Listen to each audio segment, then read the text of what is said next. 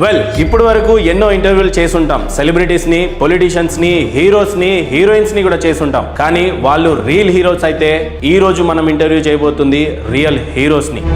సాధారణంగా అడవిలో యుద్ధాలు ఎప్పుడు జరగవు, కానీ ఎప్పటికైనా సరే అడవికి రారాజుగా సింహమే పిలువబడుతుంది. యుద్ధం ఎప్పుడు వచ్చినా సరే, అది మిగ్ అయినా, సుఖాయ్ అయినా, రఫైల్ అయినా, గగనసీమకి వాళ్ళే రారాజులు. వాళ్ళు లేనిదే మనం లేం. తెలుసు కదా, సిగ్నేచర్ స్టూడియో మోటో కూడా అదే. జై జవాన్, జై Kisan. Let's welcome them. I will serve on land, air and water till the end of my life. Sir, ముందుగా ఎయిర్ ఫోర్స్ సర్జెంట్ అంటే డ్యూటీస్ అండ్ రెస్పాన్సిబిలిటీస్ ఎలా ఉంటాయి సార్? సార్, మా దీంట్లో డిఫరెంట్ వింగ్స్ కూడా ఉంటాయి, అంటే డిఫరెంట్ రేట్స్ ఇది. సో దాంట్లో టెక్నికల్, నాన్ టెక్నికల్ అంటారు. సో టెక్నికల్ వాళ్ళు అనేది ఏంటంటే మెయిన్లీ ఎయిర్ ఫోర్స్ అని అంటే fighter planes. So most important fighter planes air ఫోర్స్లో. సో ఫైటర్ ప్లేన్స్ని మెయింటైన్ చేయడము, వాటిని సర్వీస్ చేయడము రెగ్యులర్గా, ఎయిర్ వర్దినెస్ అనేది చేయడం అనేది డ్యూటీ రెగ్యులర్గా. So the fighting force, actual fighting force in air force will be the pilots. Pilot air craft తీసుకెళ్ళి అతను యుద్ధం చేసి బాంబులు వేయడం, రాకెట్స్ ఫైర్ చేయడం, ఇవి చేయడం చేసి వస్తాడు. సో ఇవన్నీ మెయింటెనెన్స్ అంతా చేయాల్సింది గ్రౌండ్ క్రూ. సో ఆ గ్రౌండ్ క్రూలో భాగమే టెక్నికల్ స్టాఫ్ అన్నట్టు. సో టెక్నికల్ ఇంజనీరింగ్ స్టాఫ్ మొత్తము వాళ్ళ డ్యూటీ మొత్తం ఈ air craft air worthiness maintain చేయాలి. అది ఎప్పటికీ అది ఎందుకంటే చిన్న ఇది కూడా చేయడానికి వీల్లేదు. So that is the main duty of air force. మిగతా నాన్ టెక్నికల్ ట్రేడ్స్ ఉంటారు డిఫరెంట్. వీళ్ళకి సపోర్ట్ చేయడానికి, ఈ టెక్నికల్ పీపుల్కి, పైలట్స్కి, వీళ్ళందరికీ సపోర్ట్ చేయడానికి వీళ్ళు డిఫరెంట్ నాన్ టెక్నికల్ ట్రేడ్స్ కూడా ఉంటారు. సార్, లక్ష్మారెడ్డి గారు, మీ డ్యూటీస్ అండ్ రెస్పాన్సిబిలిటీస్ ఎలా ఉంటాయి సార్? ఎయిర్మెన్ క్యాడర్లో నాన్ కమిషనర్ ఆఫీసర్లో, నాన్ టెక్నికల్లో మాది ఈ ర్యాంక్, సర్జెంట్ అనేది ర్యాంక్. ఎయిర్ ఫోర్స్ పోలీస్ అనేది ఒక నా trade, type of security duties and maintenance of discipline. So security of air field, security among the personnel of Air Force, and intelligence, security of information.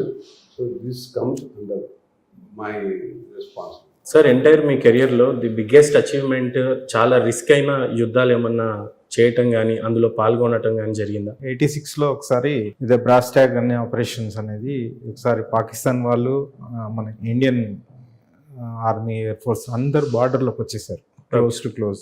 Just వచ్చేసి almost అంతా preparedness. So ఆ సిచ్యుయేషన్లో నేను తేజ్పూర్లో ఉంటుంది. తేజ్పూర్ అంటే అస్సాం. అక్కడ ఒక రోజు సడన్గా బ్యాగ్ అండ్ బ్యాగేజ్ తీసుకొని వచ్చేసేయమన్నారు. వెళ్ళిపోగానే ఒక ట్రాన్స్పోర్ట్ ఎయిర్ క్రాఫ్ట్లో వచ్చేసి ఎయిర్ క్రాఫ్ట్ వచ్చేసింది. దాంట్లోకి ఎక్కేసేమన్నారు. ఎక్కేసేసి ఇమ్మీడియట్గా they took us somewhere, వెళ్ళిపోయామన్నట్టు.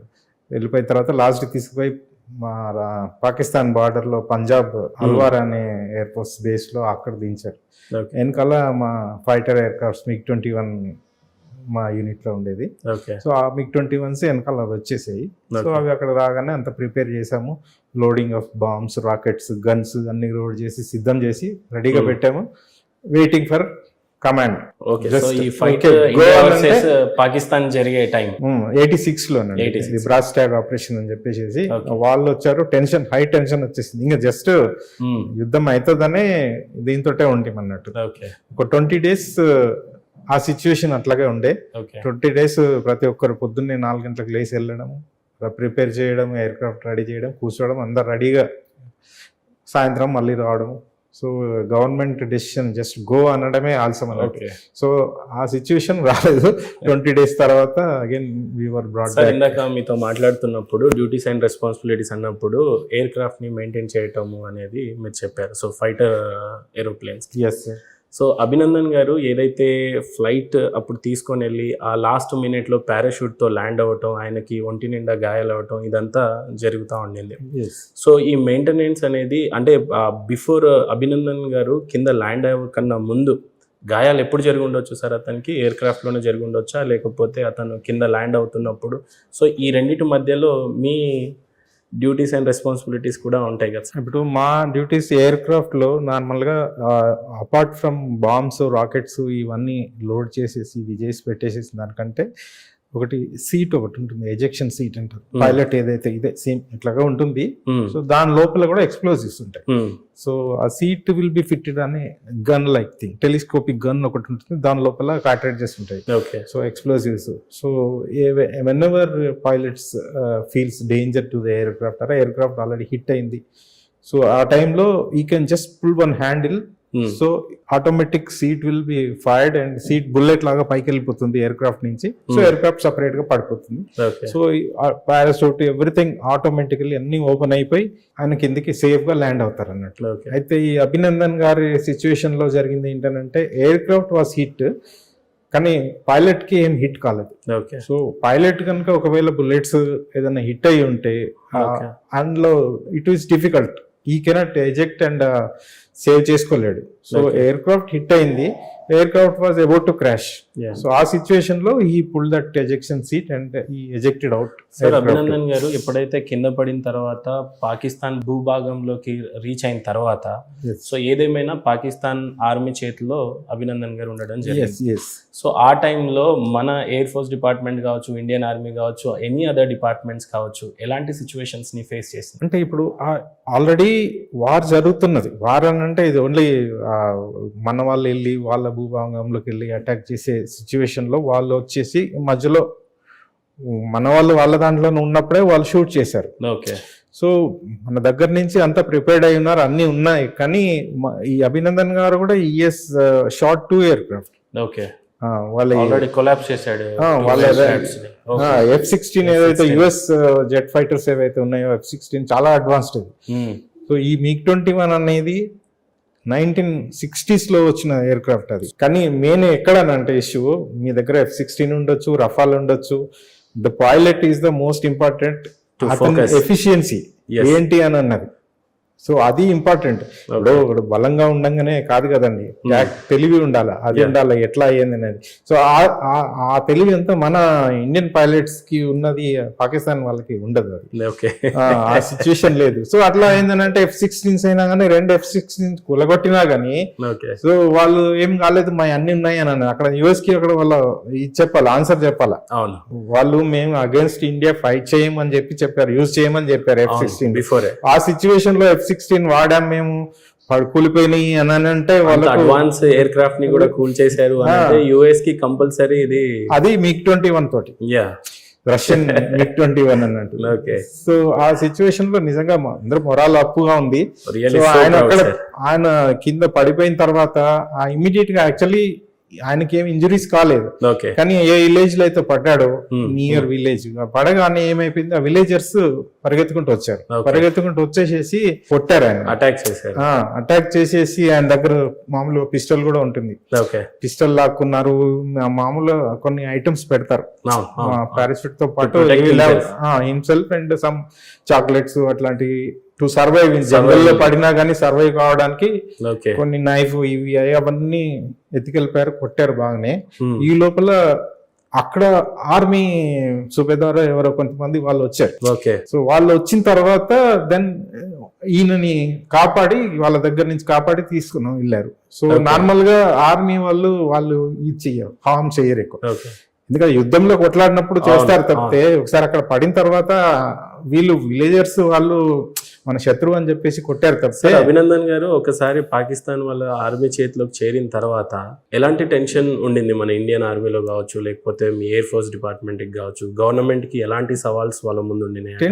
Tensions ఉండే. నార్మల్ గా ఇంతకు ముందు కూడా చాలా మంది 71 వార్ లో కూడా చాలా మంది అక్కడ పడిపోయారు, POWs అయ్యారు, వాళ్ళని చాలా సఫర్ చేశారు. We had pilots in our unit.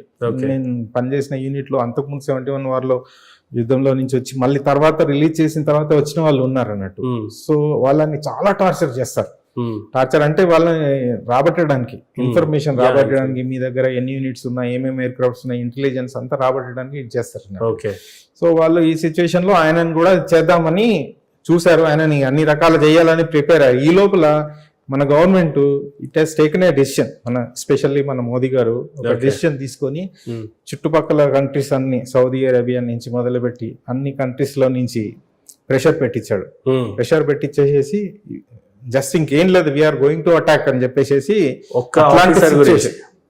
అట్లాంటి సిచ్యువేషన్ తీసుకొచ్చి మొత్తం ప్రెషర్ పెట్టేశారు కల్లా అక్కడున్న జనరల్ బాజ్వా ఆర్మీ కమాండర్ ఎవరైతే ఉన్నారో ఆయన వెళ్ళిపోయి ప్రైమ్ మినిస్టర్ దగ్గరికి వెళ్ళిపోయి ఇక్కడ వాళ్ళే చెప్పారు, ప్రైమ్ మినిస్టరే ఓపెన్ గా చెప్పాడు, బాజ్వా భాకే ఆయా మేరే పాస్ ఉన్కా ప్యాంట్ షివరింగ్ కర్ రహా థీ, షివరింగ్ ఇన్ ప్యాంట్స్ బాజ్వా చేసేసి ఇండియా వచ్చేసేసి మనల్ని అటాక్ చేస్తుంది, అభినందన్ కు చూడదాం, ఓకే వదిలిపెట్టేసేయండి అని ఇమ్మీడియట్ గా. అందుకని నెక్స్ట్ డే వాళ్ళు ఇమ్రాన్ ఖాన్ అనౌన్స్ చేశాడు, ఓకే మేము ఏదో గెస్చర్ లాగా ఫ్రెండ్లీ గెస్చర్ లాగా మేము వదిలిపెడుతున్నామని బయటకు చెప్పుకొని వెనకాల మాత్రము ఈ భయం పెట్టుకుంది. ఎందుకంటే ఇండియా అటాక్ చేసిందని అంటే వాళ్ళకి ఇంత ముందు ఒకసారి 71 లో దెబ్బతిన్నారు. అవును, 93,000 మంది సోల్జర్స్ సరెండర్ అయిపోతే మళ్ళీ ఒప్పచెప్పాం వాళ్ళకి సేఫ్ గా.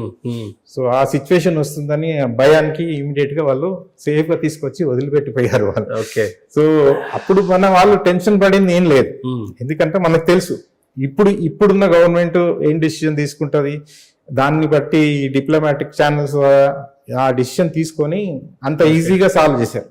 లేకపోతే నార్మల్ గా మీకు ఎలా అనిపించింది యాజ్ ఆఫీసర్ గా ఒక్క ఆఫీసర్ గురించి ఒక ఇండియన్ గవర్నమెంట్ యుద్ధానికి రెడీ అవుతున్న సిచ్యువేషన్స్ కనపడ్డాయా? అంతే ఫోకస్డ్ గా మోడీ గారు ఆ టైంలో యుద్ధం చేశారని డెసిషన్స్ తీసుకున్నారు? అంటే యుద్ధం అంత లెవెల్లో యుద్ధం ఫుల్ ఫ్లెడ్జ్డ్ వార్ చేయాల్సిన అవసరం లేదు. ఓకే, ఇప్పుడు ఎక్కడ పెట్టారు ఏంటిది, ఆయనను సేవ్ చేసుకోవడానికి మనం సర్జికల్ స్ట్రైక్ చేసేసి ఎట్లాగైతే వాళ్ళని మట్టు పెట్టామో, సో అట్లాంటి చేసి అటాక్ చేసేసి మనం తీసుకొచ్చుకోవచ్చు ఓకే ఆ సిచ్యువేషన్ లో. సో అంటే వాళ్ళు ఏం ప్లాన్ చేస్తున్నారు ఏంది, ఓకే పెద్ద లెవెల్లో అవుతుందా యుద్ధము అనేది దట్ గవర్నమెంట్ లేకుంటే మిలిటరీ కమాండర్స్ వాళ్ళ దృష్టిలో ఉంటుంది. కానీ చాలా వరకు అయితే యుద్ధం వచ్చే సిచ్యువేషన్ లేకుండే కానీ ఆ భయపెట్టించారు, ఆ లెవెల్లో అయితే భయపెట్టించారు. ఓకే, అంటే మనకు ఇప్పుడు ఉన్న డిప్లొమాటిక్ ఛానల్స్ ఏవైతే ఉన్నాయి అన్ని కంట్రీస్ తోటి ఫ్రెండ్షిప్ ఏదైతే ఉందో దాన్ని యూజ్ చేసుకొని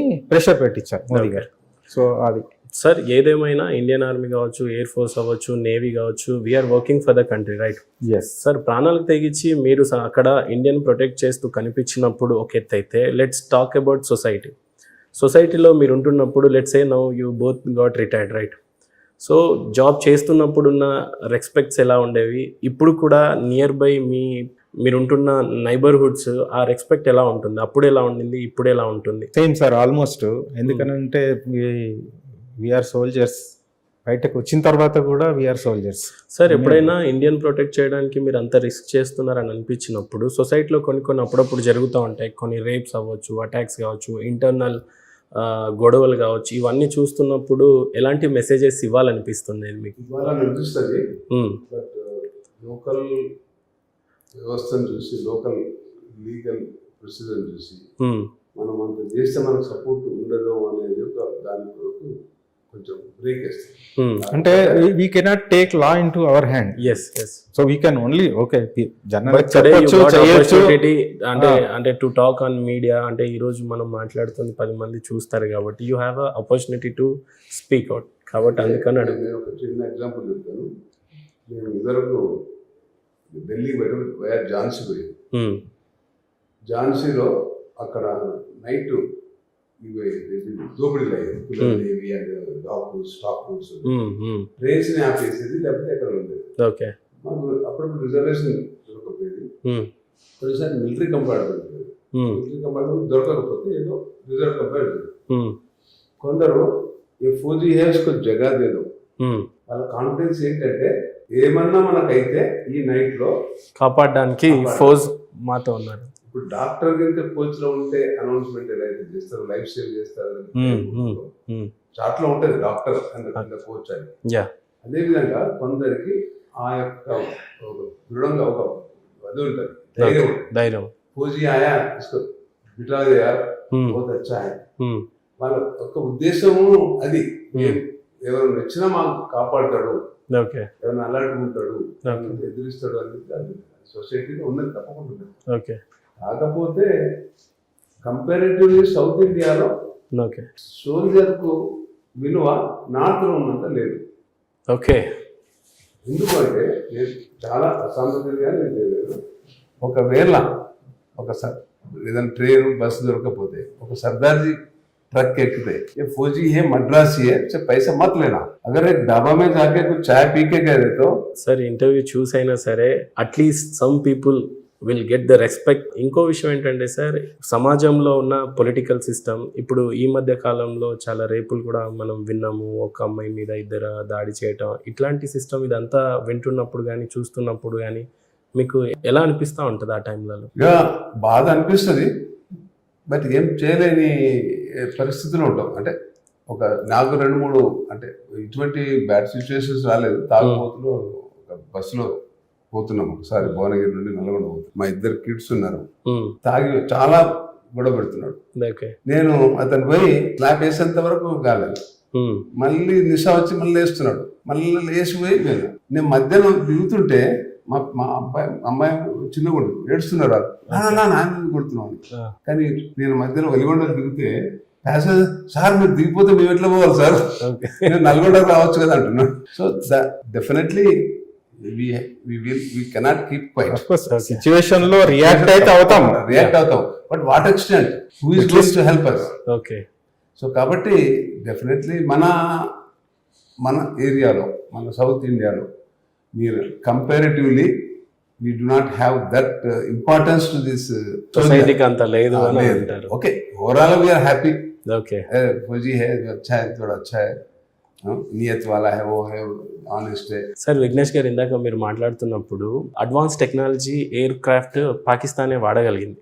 మనం ఎప్పుడో 1980లో ఉన్న ఎయిర్ క్రాఫ్ట్ని, మిడ్ ఎయిర్ క్రాఫ్ట్ని మనం వాడాము, వాళ్ళు అడ్వాన్స్ టెక్నాలజీ అని అన్నారు. సో ఈరోజు కూడా ఇండియా ఒక రష్యా నుండి, లేకపోతే ఇజ్రాయెల్ నుంచి, లేకపోతే యూఎస్ నుంచి ఇంపోర్ట్ చేసుకునే సిచ్యువేషన్స్ ఉన్నాయని విన్నాం. సో అప్పుడున్న ఎయిర్ ఫోర్స్ డిపార్ట్మెంట్ కావచ్చు, లేకపోతే కరెంట్ గవర్నమెంట్ వచ్చిన తర్వాత ఎయిర్ ఫోర్స్ సిస్టమ్ కావచ్చు, ఎంత పవర్ఫుల్గా మనం ఎదగగలిగాము, ఇంకెప్పుడు ఎదుగుతామని మీకు అనిపిస్తూ ఉంటుంది? ఇప్పుడు చాలా ఈ సిచ్యువేషన్లో ఇప్పుడున్న గవర్నమెంట్ మేబీ లాస్ట్ 8 years నుంచి చాలా ఇంప్రూవ్ చేసిందండి. ఇప్పుడు మనకు ఎక్విప్మెంట్ అసలు ఇంతకుముందు బుల్లెట్ ప్రూఫ్ జాకెట్స్ లేకుండే, సొఫిస్టికేటెడ్ ఎక్విప్మెంట్ కానీ, సొఫిస్టికేటెడ్ గన్స్ కానీ, అడ్వాన్స్డ్ ఎయిర్ క్రాఫ్ట్ కానీ ఏమీ అంత ఇదిగా లేకుండే. అంటే మనము ఎప్పటికప్పుడు అప్గ్రేడ్ చేసుకుంటూ పోవాలి. ఎందుకంటే పక్కన ఎనిమి వాళ్ళు అప్గ్రేడ్ చేస్తున్నప్పుడు మనం దానికి ధీటుగా మనం అప్గ్రేడ్ చేయకపోతే మనము పాతకాలం అవే వాడితే, అఫ్ కోర్స్ నేను ఇప్పుడు చెప్పిన MiG-21s కూడా అవి 1960s లో బిగినింగ్ లో వచ్చినాయి. సో వాటిని 60s లో వచ్చినవి. సో వాటిని మోడిఫై చేసుకుంటూ, వాటిని మళ్ళీ ఇవి చేసుకుంటూ, వాటిని మనం వాడుకుంటూ ఆయననే చాలా ఇది తీయగలిగాం. ఓకే, దాంట్లో నుంచి బాగా యూజ్ చేసుకున్నాం వాటిని. లేటెస్ట్ ఆఫ్ కోర్స్ MiG-23s వచ్చాయి, MiG-27s వచ్చాయి, MiG-29 వచ్చింది, సుఖాయ్ వచ్చింది, సుఖాయ్ 31 వచ్చింది, జగ్వార్ ఫ్రాన్స్ నుంచి జగ్వార్ వచ్చింది, మనకు ఈ రఫాల్ వచ్చాయి, ఇవన్నీ అడ్వాన్స్డ్ ఇవి వచ్చాయి. సో మనకు లేటెస్ట్ ఎక్విప్మెంట్ కూడా ఇప్పుడు రడార్స్ కానీ ఇవి కానీ ఆ ఎక్విప్మెంట్ మనకు ఈవెన్ నావల్ షిప్స్ కూడా మన వాళ్ళు బిల్డ్ చేస్తున్నారు. ఇప్పుడు ఇండియాలో మన హెచ్ఏఎల్లో చాలా ఎయిర్క్రాఫ్ట్ మ్యానుఫ్యాక్చర్ అవుతున్నాయి. అంటే ఇప్పుడు ఈవెన్ ఇవైనా కానీ డైరెక్ట్ గా ఫ్లై అయ్యి రావట్లేదు. సో అవి అక్కడి నుంచి ఎక్విప్మెంట్ అవన్నీ తీసుకొచ్చేసేసి డిస్మాంటిల్ కంట్రీలో తీసుకొచ్చేసేసి మన దగ్గర హెచ్ఏఎల్లో అసెంబుల్ చేస్తారు. అసెంబుల్ చేసి టెస్ట్ చేసి, అఫ్ కోర్స్ వాళ్ళ ఇంజనీర్స్ కూడా వస్తారు అనుకోండి. సో ఇక్కడ డైరెక్ట్ కొన్నవి అయితే మన దగ్గర కూడా మ్యానుఫ్యాక్చర్ చేస్తున్నారు ఇప్పుడు. HAL manufacturing. సో మన ఎయిర్క్రాఫ్ట్ మన మేక్ ఇన్ ఇండియా ఎప్పుడు నుంచి అయితే ఇది చేస్తున్నారో చాలా వరకు మన దగ్గర గన్స్ కానీ ఇవి కానీ చాలా మ్యానుఫ్యాక్చర్ చేస్తున్నాయి. బుల్లెట్ ప్రూఫ్ జాకెట్స్ కూడా మనం వీఆర్ ఎక్స్పోర్టింగ్. సో ఇప్పుడు ఎయిర్ క్రాఫ్ట్స్ కూడా మనం తయారు చేసే ఎయిర్ క్రాఫ్ట్ కూడా ఇప్పుడు అమెరికా కొనాలనుకుంటుంది అని చెప్పేసి నేను జస్ట్ మొన్న నేను ఆ సిచ్యువేషన్ కి ఎదిగాం మనం ఇప్పుడు. టెక్నాలజికల్లీ మనకు చాలా అడ్వాన్స్ గా అయిపోయాం. సార్ కొన్ని రోజుల క్రితం కావచ్చు, కొన్ని సంవత్సరాల క్రితం కావచ్చు, మన బిగ్గెస్ట్ ఎనిమీని పాకిస్తాన్ గా చూసేవాళ్ళం. ఈవెన్ ఒక చిన్న క్రికెట్ మ్యాచ్ జరిగినా కూడా ఇండియా వర్సెస్ పాకిస్తాన్ అనేది రాగానే అందరు ఈగర్గా వెయిట్ చేస్తూ ఉంటాం. కానీ ఈ మధ్య కాలంలో మనకు తెలియకుండానే మన శత్రు దేశము మన ఎనిమి మారిపోతున్నట్టు సూచనలు కనపడుతున్నాయి. చైనా ఏమన్నా మనకి ఎనిమిగా మారబోతుందా సార్? మారబోవడం కాదు, మారిపోయింది. China only enemy is China. Okay, Pakistan అనేది ఇప్పుడు ఈ సిచ్యువేషన్ లో పాకిస్తాన్ యాక్చువల్లీ చిన్నపిల్లాడు నువ్వు ఏంటి అన్నట్టుగా ట్రీట్ చేస్తున్నారు. ఓకే అంటే పాకిస్తాన్ ఏం చేయలేని పరిస్థితిలో ఉంది. వాళ్ళకి ఇప్పుడు అక్కడ తిండి తినడానికి లేదు ఓకే పరిస్థితి. ఇప్పుడు పెట్రోల్ డీజిల్ $200 దాటిపోయింది. డాలర్ వాల్యూ కూడా ఇప్పుడు అక్కడ $230 $240 అయింది వాళ్ళ కరెన్సీలో. సో ఆ సిచ్యువేషన్ లో వాళ్ళు ఇప్పుడు ఎక్విప్మెంట్ కొని ఎయిర్ క్రాఫ్ట్స్ కొని ఫైట్ చేసి అంత పరిస్థితి లేదు. ఎందుకంటే ఇప్పటికే ఆ తిండి తినడానికి కూడా లోన్స్ కోసం వెళ్తున్నారు. IMF చాలా కండిషన్స్ పెట్టింది, వాళ్ళు కూడా ఇవ్వట్లేదు. సో ఎక్కడ దొరకని పరిస్థితిలో ఇప్పుడు వాళ్ళు ఫైట్ చేసే పరిస్థితులు లేరు. మనం కూడా ఇప్పుడు యుద్ధం వస్తే వాళ్ళ మీద చేయం కూడా, ఎందుకంటే వాళ్ళ దగ్గర చేసి కూడా వేస్ట్, గాలితో వదిలేస్తున్నాం. అట్లాంటి వాళ్ళంతా వాళ్ళే ఇదైతున్నారు. పాకిస్తాన్ డిసిగ్రేట్ అయిపోయి ఇప్పుడు అది ముక్కలైపోతుంది. Okay maybe it may take some 5 to 10 years లోపల we are going to see some 3 to 4 countries in that. చైనాకి మనకి ఎక్కడ చెడిందంటే గాల్వన్ లో ఆ లైన్ దగ్గరే అయింది అని అంటుంటారు.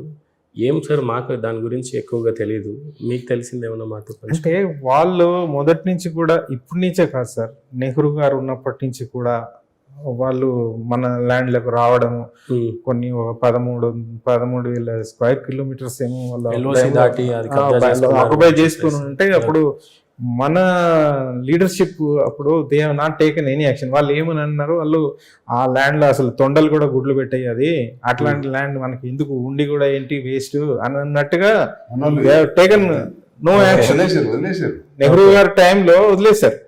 సో వాళ్ళకి అట్లా అలవాటు అయిపోయి 62 వార్లో కూడా ఈ సిచ్యువేషన్ వాళ్ళ ముందుకు వచ్చేసేస్తే మన వాళ్ళు డిసిషన్ తీసుకోకుండా, అప్పుడు పర్మిషన్ ఇవ్వలేదు ప్రైమ్ మినిస్టర్ గారు ఆ టైంలో. ఎయిర్ ఫోర్స్ కి పర్మిషన్ ఇవ్వలే, ఎయిర్ ఫోర్స్ కి వచ్చేసేసి ఇవ్వకుండా ఆర్మీ పోయింది, మళ్ళీ వాళ్ళని ఇచ్చేయకుండా కంబ్యాక్ అని చెప్పేసి వచ్చేసారు. అంటే వాళ్ళకి ఏం అండర్స్టాండింగ్ ఉంది, ఎందుకు వాళ్ళ ఆలోచన ఏంటి అప్పుడు మనం ఏం చెప్పలేము. ఆ టైంలో ఆ సిచ్యువేషన్ లో ఎందుకు గొడవలు, ఎందుకు అదెందుకు అని చెప్పేసి కంబ్యాక్ అని అంటే వాళ్ళు ముందుకు వచ్చేసారు. వాళ్ళు మన ల్యాండ్ ఆక్యుపై చేసుకున్నారు, మనం వెనక్కి వచ్చేసేయండి మీరు అని అంటే అప్పుడు ఎయిర్ ఫోర్స్ కి కనుక పర్మిషన్ ఇచ్చేసి ఎత్తుకుంటే వాళ్ళని ఎక్కడికో నెట్టేసాము. అది అడ్వాంటేజ్ గా తీసుకొని వాళ్ళు డే బై డే ఇచ్చేస్తున్నారు. అయితే ఈ గల్వాన్ సిచ్యువేషన్ కి వచ్చేసరి కల్లా దే థాట్ 62 సిచ్యువేషన్ ఇంకా ఉంది ఇక్కడ, మేము ఏదో చేస్తాము అని అనుకున్నారు.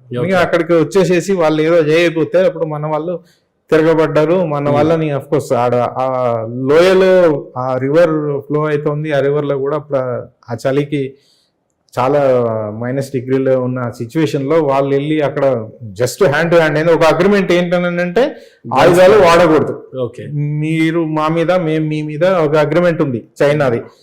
సో ఓన్లీ ముష్టి యుద్ధం, ఫేస్ టు ఫేస్ పోయేసి వాళ్ళు ఏం చేశారు, కర్రలకి బాల్డ్ వైర్ అవి చుట్టుకొని తీసుకొని వచ్చేసేసి, వెనకట మనకు విఠలాచార్య సినిమాలలో చూపించే వాళ్ళే అవి అట్లాంటివి తయారు చేసుకొని వచ్చారు వాళ్ళు. తీసుకొని వచ్చేసి అది గన్స్ ఫైర్ చేస్తే ఏం చేస్తారు, అట్లాంటివి తీసుకొచ్చి కొట్టడం మొదలు పెట్టారు. సో మన వాళ్ళు కూడా వెళ్ళేసేసి ఆ టైంలో ఆ కొట్లాటలో చాలా మంది ఆ లోయలో పడిపోయి, రివర్ లో పడిపోయి, అట్లా కొంతమంది ఆ చలికి దానికి అట్లా చచ్చిపోయారు. మన వాళ్ళు ఒక 20 ఏమో చనిపోతే మన వాళ్ళు ఓపెన్ గా డిక్లేర్ చేశారు, పేర్లు కూడా డిక్లేర్ చేశారు ఎవరెవరు ఏంటి అనేసి. కానీ వాళ్ళ దగ్గర నియర్ అబౌట్ 100 దాకా వాళ్ళు పోయారు, కానీ దే హావ్ నాట్ డిక్లేర్డ్. వాళ్ళకి ఏంటంటే వాళ్ళ కంట్రీలో వాళ్ళ సోల్జర్స్ మొరాల్ ఇదైపోతుంది అని చెప్పేసి. కానీ వాళ్ళ సిచ్యువేషన్ అక్కడ సోల్జర్స్ సిచ్యువేషన్ మన వాళ్ళకి ఉండే నేషనల్ ఫీలింగ్ వాళ్ళకు ఉండదు. ఇందాక మీరు అన్నట్టు 1960లో గనక అంత స్ట్రాంగ్ రియాక్షన్ ఇచ్చుంటే ముందుకు వచ్చేవాళ్ళు కాదు అని అన్నారు సార్. అంటే 1960 నుంచి ఈ రోజు వరకు మనం చూసుకుంటే దాదాపు ఒక 40 సంవత్సరాలు దాటి మనం ఇక్కడికి వచ్చాం. ఇప్పుడు చైనా కవ్వింపు చర్యలు చేస్తూ ఉంది, కానీ అప్పుడు ఎప్పుడు కూడా లేనట్టుగా చైనాని డైరెక్ట్ ఇండైరెక్ట్గా we're the second largest population అనుకోవచ్చు. సో చైనా ప్రోడక్ట్స్ ఏదైనా మ్యానుఫ్యాక్చరింగ్ చేస్తే ఇండియానే దానికి ట్రేడర్గా కూడా ఉండేది. సో దాన్ని మెల్లిమెల్లిగా మనమే బ్యాన్ చేయటం, దాన్ని వీక్ చేయటం, ఇలా ఇప్పుడు చేస్తున్నాం. కానీ 1960sలోనే చేసి ఉంటే ఈరోజు బహుశా చైనా కంటే ముందు ట్రేడింగ్లో ఇండియానే ఉండేదేమో అని ఇప్పుడు అనిపించలేదు మీకు? ఎస్, చాలా సార్లు అనిపించింది. అప్పటి నుండి మనం బైకాట్ చేస్తే వాళ్ళ ట్రేడ్ ఫైనాన్స్ ఉండేది కాదు. అది కొన్ని మనం చేసిన తప్పులనే అనుకోవాలి. ఓకే. కోర్స్ మన ఇండియాలోనే కాదు, వాళ్ళు వరల్డ్ ఓవర్ వాళ్ళ ప్రొడక్ట్స్ అన్ని అమ్మడం, చీప్ గా తయారు చేయడము. అంటే గవర్నమెంట్ ఒక పాలసీ లాగా తీసుకొచ్చింది, మీరు ఏం లేదు ఈ చీప్ లేబర్ వాళ్ళు ఇన్ని ప్రొడక్ట్స్ తయారు చేయండి, కంటిన్యూస్ గా మ్యానుఫ్యాక్చర్ చేస్తూనే ఉండండి, అంతటా ఎక్స్పోర్ట్ చేస్తుంటారు. ఓకే. కానీ వాళ్ళ ప్రోడక్ట్స్ వచ్చేసేసి చాలా వరకు ఆల్రెడీ అందరికీ తెలుసు, వరల్డ్ ఓవర్ కూడా తెలుసు, ప్రొడక్ట్స్ మ్యానుఫ్యాక్చర్ చేస్తారు కానీ క్వాలిటీ ఉండదు. ఒకప్పుడు అలా ఉండేది. సో ఇప్పటికి మనం మేక్ ఇన్ ఇండియా ఇది వచ్చిన తర్వాత మనం మ్యానుఫ్యాక్చర్ చేస్తున్నాము, చాలా అడ్వాన్స్డ్ అయిపోయాము, వాళ్ళ ప్రొడక్ట్స్ చాలా వరకు ఇంపోర్ట్స్ ఆగిపోయాయి. ఇంకా వస్తున్నాయి జనాలకి, ఏంటంటే చీప్ ఉన్నదని చెప్పేసి తెప్పించుకుంటున్నారు చాలా వరకు ఎక్విప్మెంట్. అయితే టైం విల్ కమ్, మనకు ఆల్రెడీ చాలా వరకు కట్ చేసాము, స్లోగా may take another 10 to 15 years లో మనం సెల్ఫ్ సఫిషియెంట్ అయిపోతాము. మనం టోటల్ గా ఇంపోర్ట్స్ ను బ్యాన్ చేసేయచ్చు చైనా నుంచి. China already they are in doldrums, వాళ్ళకి ఇప్పుడు ఆల్రెడీ ప్రాబ్లమ్స్ స్టార్ట్ అయిపోయాయి. సార్ ఏదేమైనా ఈ మధ్య కాలంలో, అంటే ఇక్కడ నేను పొలిటికల్ పార్టీని ఇన్సిస్ట్ చేసి మాట్లాడాలని అనుకోవట్లేదు, కానీ ఏదేమైనా దేశానికి ఒక ప్రధానమంత్రి గెలిచిన తర్వాత ఏ పార్టీ నుండి అయినా సరే కానీ, but he's prime minister to every Indian. So corona టైంలో మీరు చూసుంటారు, అంటే కొన్నిసార్లు చప్పట్లు కొట్టమని, దీపాలు పెట్టమని, ప్లేట్స్ సౌండ్ చేయమని, ఏదో మనోధైర్యం ఇవ్వాలి అని చెప్పేసి ఆయన స్టార్ట్ చేసింది. కానీ అవి దాటిన తర్వాత మీరు ఇందాక అన్నట్టు పేట్రైటిక్ అనేది చైనాకి మనల్ని పోలుస్తున్నప్పుడు మనలో చాలా ఎక్కువ అని చెప్పి, కానీ అది కూడా దాటి ఈ రోజులలో మనము ఎప్పుడు కూడా, నేనైతే 75 సంవత్సరాల్లో ఏ ప్రధానమంత్రి కూడా చెప్పటం నేను చూడలే హర్ఘర్.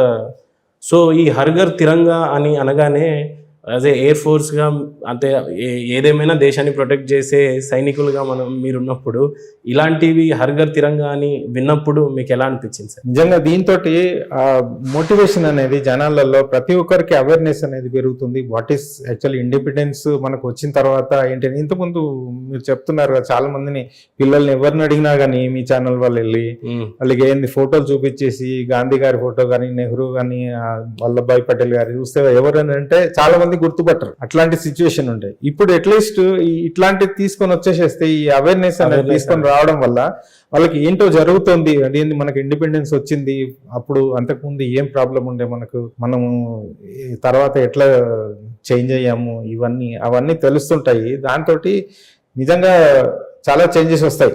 యువతరం ఎస్పెషల్లీ వీళ్ళంతా ఇవాళ రేపు నాకు ఏంది, నేను ఏదో ఇంజనీరింగ్ చేశాడు, లేకుంటే మెడిసిన్ చదివాను, ఒక ఉద్యోగం వచ్చింది, అమెరికాకి వెళ్ళిపోయాను, సంపాదించుకున్నా, నాకు ఇంట్లో. కొంతమంది ఎలా విమర్శించారంటే, పొలిటికల్ పార్టీయే ప్రధానమంత్రిని ఏమనుకున్నారంటే ట్రేడింగ్ చేసుకోవడానికి 130 కోట్ల జనాభా ఉన్న ఇండియాలో హర్ఘర్ తిరంగా అంటే దగ్గర 130 కోట్ల ఫ్లాగ్స్ని రెడీ చేయాలంటే ఇప్పుడు ఏ మ్యానుఫ్యాక్చరింగ్ కంపెనీ రెడీ లేదు. నియర్లీ 20 crores ఫ్లాగ్స్ అయినా సరే మనం మ్యానుఫ్యాక్చరింగ్ చేసి చాలా గ్రాండ్గా జరుపుకోవాలనే విధానంతో అతను అనుకున్నాడు, ప్రధానమంత్రి మోడీ గారు అనుకున్నారు అలా. కానీ కొన్ని ప్రతిపక్ష పార్టీలు ఎలా అన్నాయంటే దీన్ని కూడా బిజినెస్ వైపుగా రన్ చేయగలిగినాయి. అంటే ఒక్క ఫ్లాగ్ని 11 రూపీస్ నుంచి స్టార్ట్ చేస్తే 20-30 రూపీస్ వేసుకున్న 300 crores అని, 400 crores అని ఇలా విమర్శించినప్పుడు మీకేమని? చాలా సిల్లీ థింగ్స్ సార్ ఇది. ఇప్పుడు ఫ్లాగ్ ఉందండి, మీరు అది కొంటే 10 రూపాయలు పెట్టో లేకుంటే 15 రూపాయలు పెట్టో కొని ఉంటారు. సో ఈ ఫ్లాగ్స్ ఇంట్లో కూడా తయారు చేసుకోవచ్చు. మిమ్మల్ని ఓన్లీ నరేంద్ర మోదీ ఇచ్చిన కాంట్రాక్టర్స్ దగ్గర నుంచే తీసుకోండి, కొనండి, పెట్టండి అని కాదు కదా. హర్ఘర్ తిరంగా అంటే మీరు ఎక్కడి నుంచైనా తీసుకురండి, మీ లోకల్ టైలర్ షాప్ లో వాళ్ళు కూడా అమ్ముతున్నారు. ఇప్పుడు జమ్మూ కాశ్మీర్ లో చూపిస్తున్నారు కదా, వాళ్ళు అక్కడ వాళ్ళకి ఇదొక జీవనోపాధి లాగా అయిపోయింది, వాళ్ళు అన్ని కుట్టి చేసి అమ్ముతున్నారు. సో అది ఎవరికో కాంట్రాక్టర్ లేకుంటే టాటాకో, బిర్లాకో, రిలయన్స్ కో ఇచ్చింది కాదు కదా. ఇప్పుడు ఎవరన్నా డబ్బులు చేసుకుంటున్నారు అని నమ్మొచ్చు, కానీ మోదీ గారిని ఇప్పుడు పొలిటికల్ గా అయినా కానీ కాదు, there is lot of difference. ఇప్పుడు ఆయన నయా పైసా దగ్గర కూడా ఉన్న శాలరీయే ఆయన ఈజ్ డొనేటింగ్. సో అట్లాంటి సిచ్యువేషన్ లో ఆయనకి ఏం అవసరం, ఆయన దోస్తులకు పెడుతున్నాడు, చేస్తున్నాడు. ఏ పార్టీని అయితే విమర్శిస్తున్నారో ఆ పార్టీ ఒక అసెంబ్లీ కాన్స్టిట్యుయెన్సీ పెట్టే ఖర్చులో సగం కూడా కాదు. Correct sir. ఇండియా మొత్తంలో దీని యొక్క ఎన్నికే 20 కోట్ల ఇండ్లు, ఒక 10 మంది 20-30 కోట్ల ఇల్లు, 30 కోట్లు ఇంటూ 5 రూపాయల 10 రూపాయలు చేస్తాం అనుకో. అదే ఒక్క ఓటుకు 50,000 ఇచ్చుకున్న సందర్భాలు కోర్టు చేసి అట్లా ఉన్నాయి. హుజురాబాద్ ఎలక్షన్స్ లో, అంటే మళ్ళీ పొలిటికల్ పోవద్దు, ఉన్న సమాజంలో జరుగుతుంది మాట్లాడుకోవడం. కాబట్టి ఒక్క చిన్న అసెంబ్లీ సెగ్మెంట్ లో ఖర్చు అయ్యే ఎలక్షన్ ఖర్చు కూడా కాదు ఇంత. సో దాన్ని మనం పట్టించుకోవాల్సిన అవసరం లేదు. ఇక చేసేటోళ్ళు చేస్తూనే ఉంటారు. దాని cause the what changes to the mind to the youth అనేది మెయిన్ ఇంపార్టెంట్. సార్ ఈ 75th ఇండిపెండెన్స్ డేని మీరు ఎలా సెలబ్రేట్ చేసుకోబోతున్నారు సార్? మేము మాకంటే అందరూ దేశం మొత్తం సెలబ్రేట్. ఇప్పుడు లాస్ట్ ఆజాదీ కా అమృత్ మహోత్సవం లాస్ట్ 6 months నుండి ఏదో కంటిన్యూ అవుతా కార్యక్రమం, ఉంది. అవును, కల్చరల్ యాక్టివిటీస్ అనుకోండి, లేకపోతే టూరిజం అనుకోండి, చాలా అన్ని స్టేట్ లో జరుగుతున్నాయి. చివరికి ఇప్పుడు ఎవరైతే విమర్శిస్తున్నారో వాళ్ళు నీకంటే ముందే నేను జెండాలు మారుస్తాను కూడా అంటున్నారు. ఎందుకు అంటే వాళ్ళు కూడా రేపు పబ్లిక్, నువ్వు నేషనల్ జెండా ఇవ్వడానికి నువ్వు ఎందుకు, నేను కూడా ముందు వచ్చినా చెప్పడానికి, అంతే. సో కాబట్టి చాలా హర్షణీయం, చాలా ప్రౌడ్. మేము ఎప్పుడైనా చేస్తాం.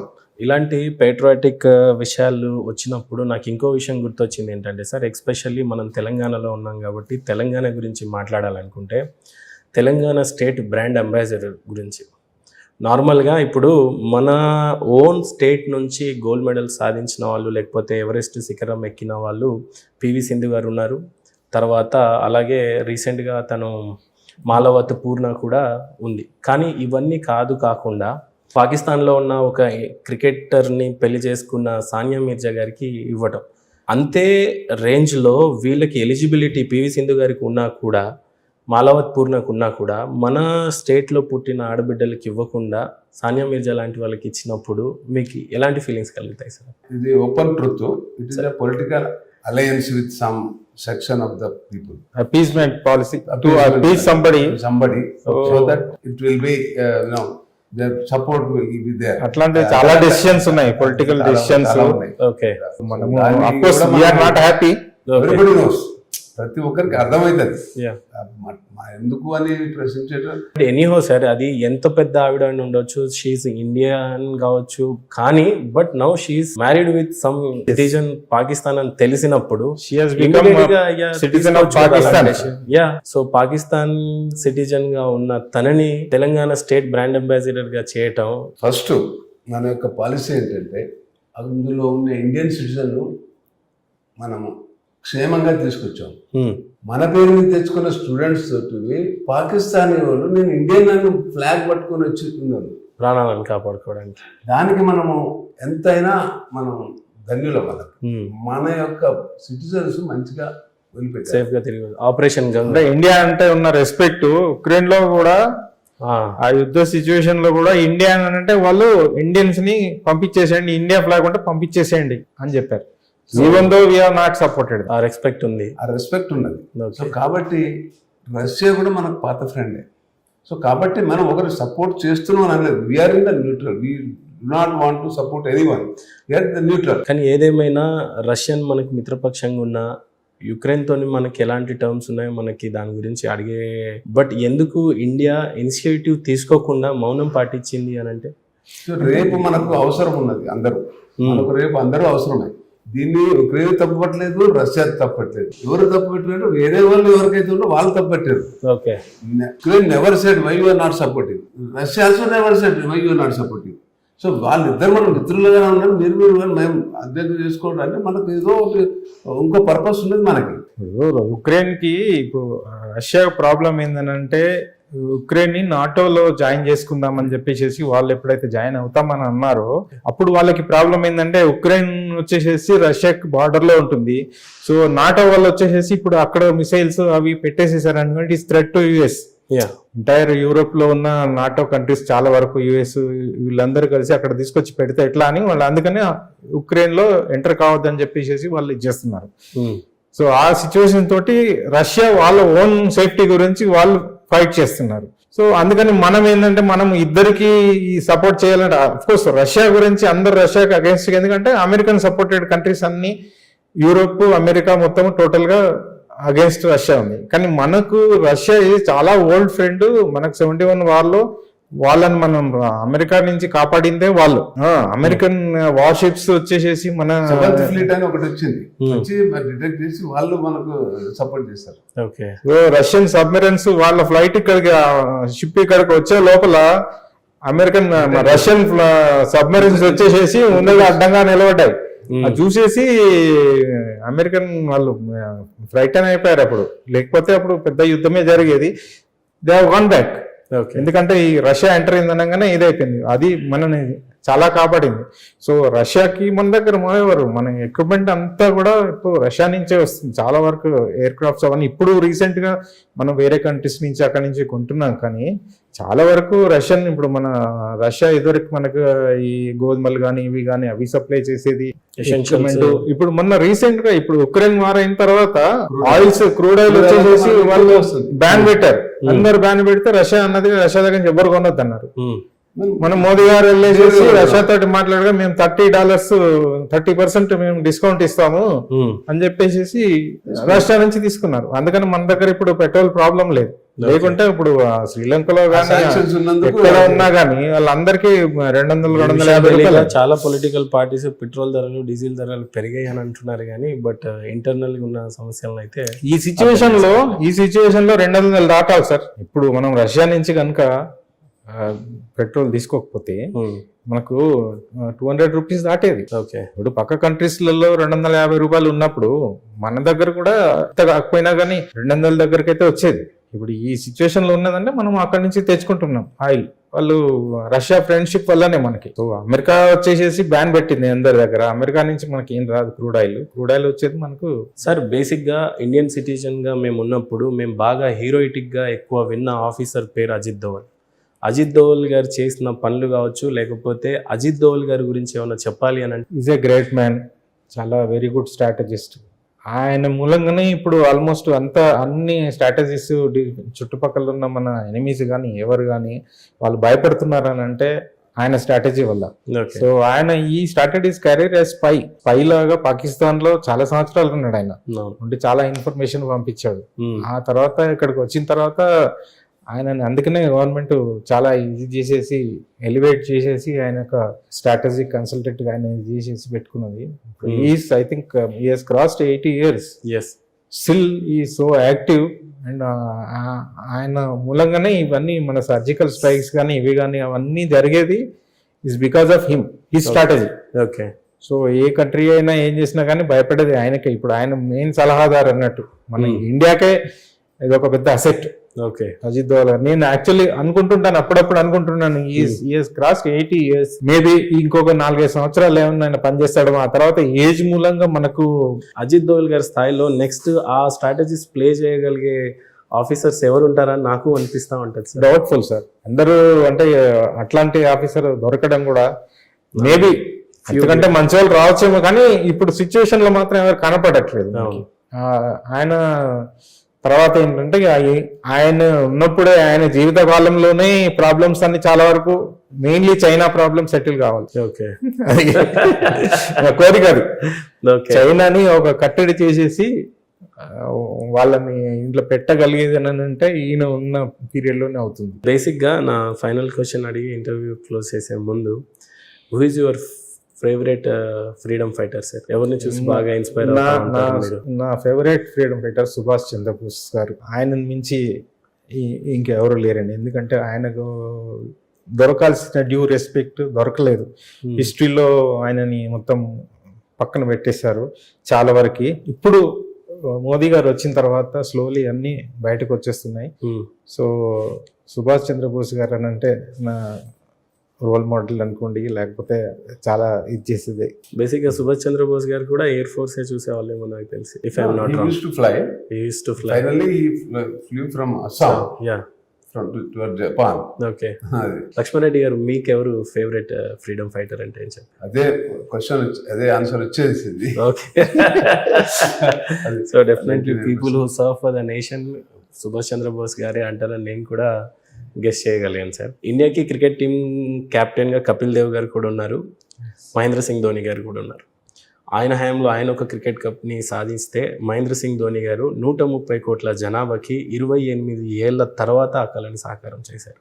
So if I ask you Kapil Dev or Mahendra Singh Dhoni అని అంటే whom you want to choose? I choose Kapil Dev. Okay. ఎందుకనంటే ఆ టైంలో ఆ సిచ్యువేషన్ లో అప్పుడు పెట్టే డిటర్మినేషన్ ఇప్పుడు వచ్చేసేసి చాలా సాధనాలు వచ్చాయండి ప్రాక్టీస్ చేయడానికి కానీ దీనికి కానీ. ఓకే, వాళ్ళ సెల్ఫ్ ఇది లేకుండా వాళ్ళ ఆ లెవెల్లో వెళ్ళలేరు. ఓకే. సచిన్ తెందూల్కర్ ని అయితే ప్రమోట్ చేస్తూ వచ్చారో Okay, okay. ఇయర్స్ టుగెదర్ కొన్ని కంటిన్యూస్ గా సిరీస్ లలో కొట్టకపోయినా కానీ కంటిన్యూ చేసి రికార్డులు చేయడానికి కోసం అని పెట్టి చేశారు. So he made one Sachin Tendulkar god of cricket. God of cricket అని చెప్పేసి చేశారు కానీ నా మైండ్ లో మాత్రం నేను ఈజ్ నాట్ ఏ గాడ్. ఎందుకంటే of course is a good player like Mahendar Singh Dhoni, Kapil Dev వీళ్ళలాగా is a good player.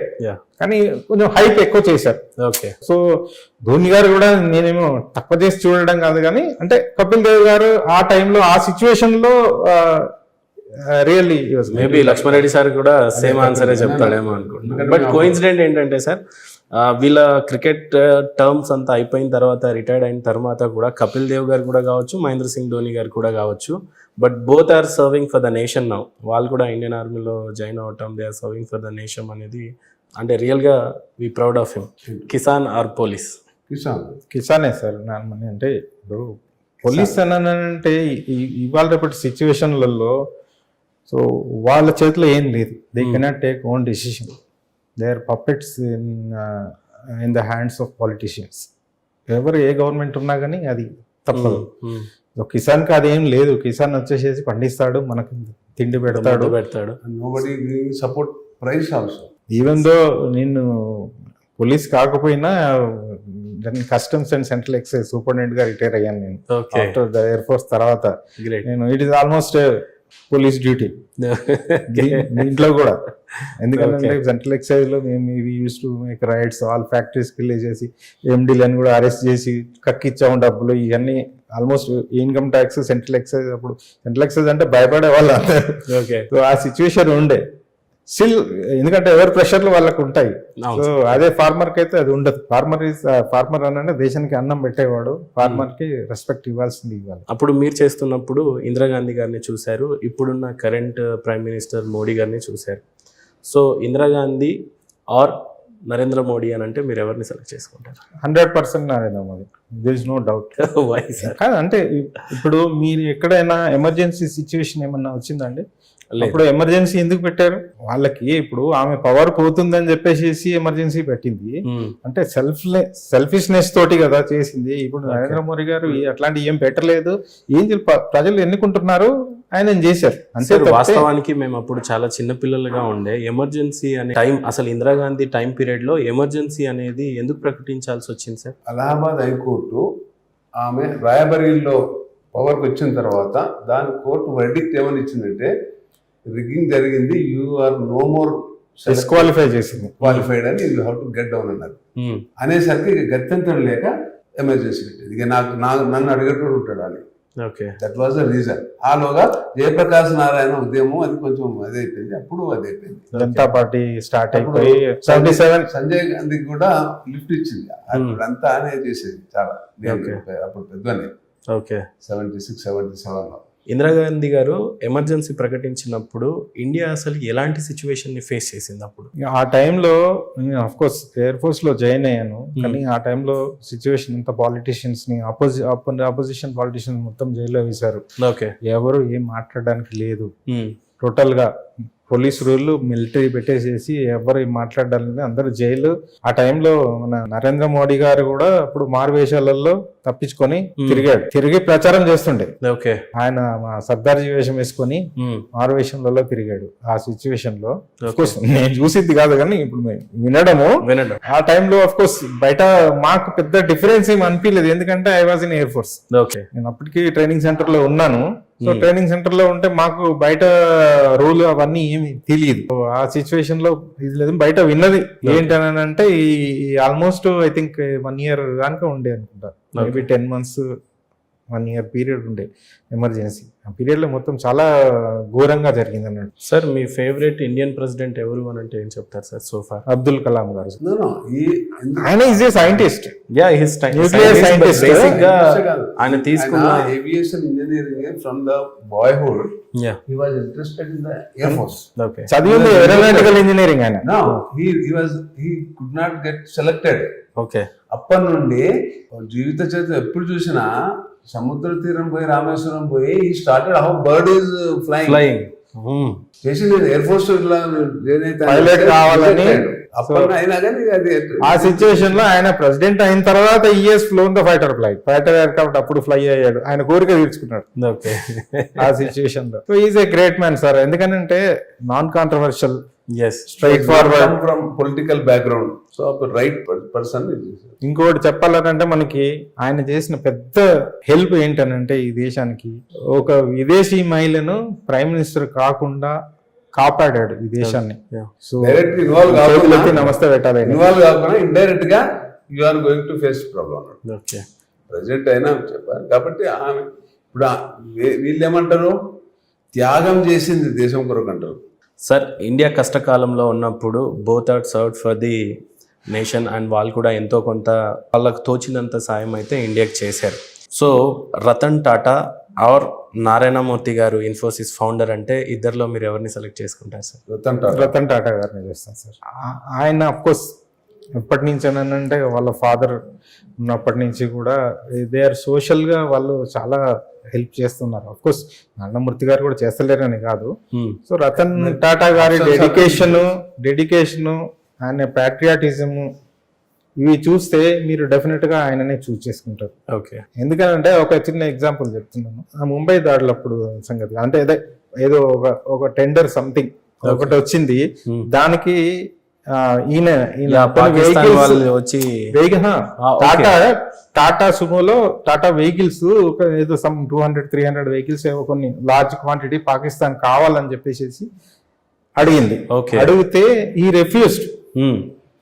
Refused straight అవే పాకిస్తాన్ కి నేను ఇవ్వను అని చెప్పాడు. నా వెహికల్ ఆ పాకిస్తాన్ ప్యాట్రియాటిజం ఏంటంటే నా వెహికల్స్ పాకిస్తాన్ కి వెళ్ళి అక్కడి నుంచి నా దేశం మీద వాడుకోవడానికి యుద్ధం చేస్తారు, మీరు వాడతారని చెప్పేసి నేను మీకు ఇవ్వను అని చెప్పేశాడు.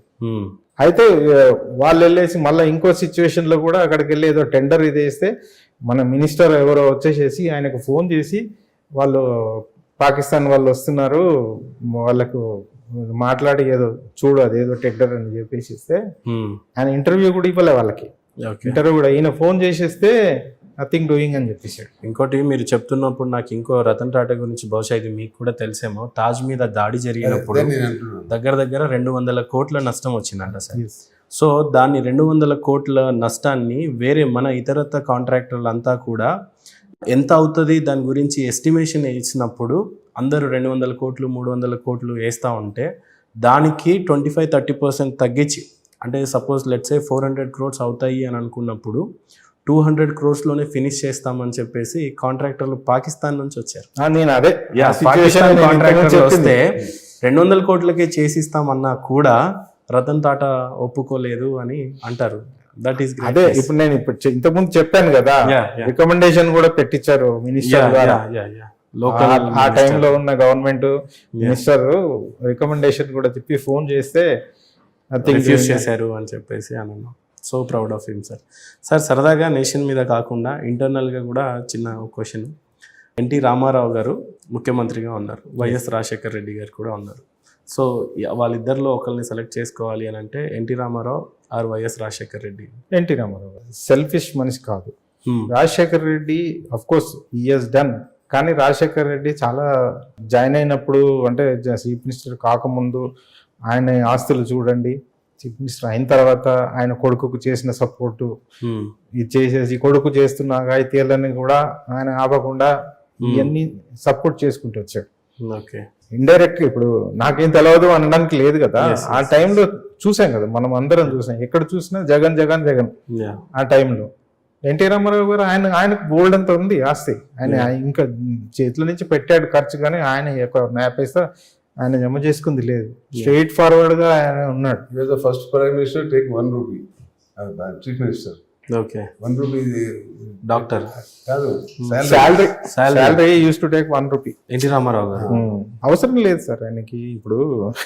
Correct sir, correct. స్కీమ్స్ కొన్ని ఫెయిల్ అయినాయి. ఓకే, 60 నుండి 58, 55 ఇచ్చాడు. దాన్ని కోర్టు కేసు పోయిన తర్వాత వాళ్ళు గెలిచి వచ్చి కంపెన్సేషన్ అంతా తీసుకున్నారు. రిటైర్మెంట్ ఏజ్ ఆయన ఉద్దేశం ఏంటంటే మీరు చేయాల్సిన 20-30 సంవత్సరాలు చేసిర్రు, ఇక 25 ఏళ్ళ నుంచి 55 ఏళ్ళు 30 సంవత్సరాలు చేసిర్రు, ఇంకేం కావాలి, మీ కొడుకులకు అవకాశం వస్తుంది కాబట్టి రిటైర్మెంట్ ఏజ్ 58 to 55 చేశాడు. సార్ ఇంకో జన్మ అంటూ ఉంటే మళ్ళీ ఏ ఆఫీసర్గా పుట్టాలని సార్? నేను ఒక రైతుగా పుట్టాలనుకుంటానండి. ఎందుకనంటే చిన్నప్పటి నుంచి my ambition was to do cultivation. వ్యవసాయం చేయాలని నేను అనుకున్నాను. అఫ్ కోర్స్ నాకు కొన్ని ల్యాండ్స్ ఉండేది. మా father around 30 acres 40 acres land ఉండే, అది కొంచెం మంచి ల్యాండ్ కాదు కానీ.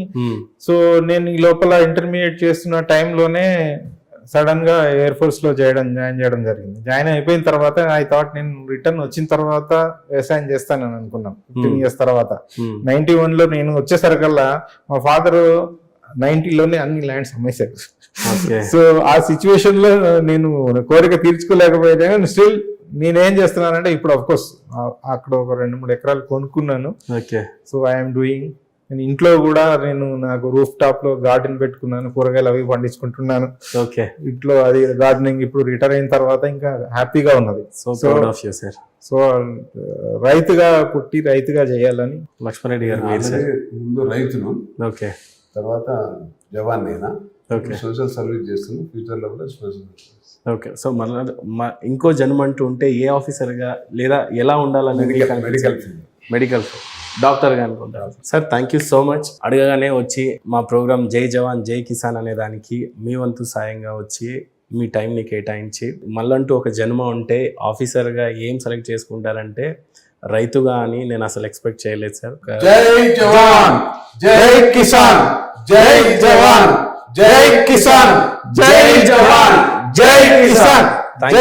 సార్ మీరు అన్నట్టు మేము ఎప్పుడో చిన్నపిల్లలుగా ఉన్నప్పుడు 1871లో మీరు ఎయిర్ ఫోర్స్ని జాయిన్ చేశారు. ఆ జాయినింగ్ అన్నప్పుడు నాకు ఒక క్వశ్చన్ సార్, నా కోసం మీరు అది చేస్తారని ఆశిస్తూ మీ జాయినింగ్లో ఒక ఓత్ తీసుకుంటారు కదా సార్, అది నేను చిన్నప్పటి నుంచి చాలా ఇన్స్పైర్ అయ్యి చూసేవాడిని సార్. సో సేమ్ అదే ఓత్ని మా కోసం కంటిన్యూ చేస్తారు ఇప్పుడు అని ఆశిస్తున్నాను sir. Please. I, P. Lakshman Reddy, take oath on this day. I will serve my country to protect my citizens.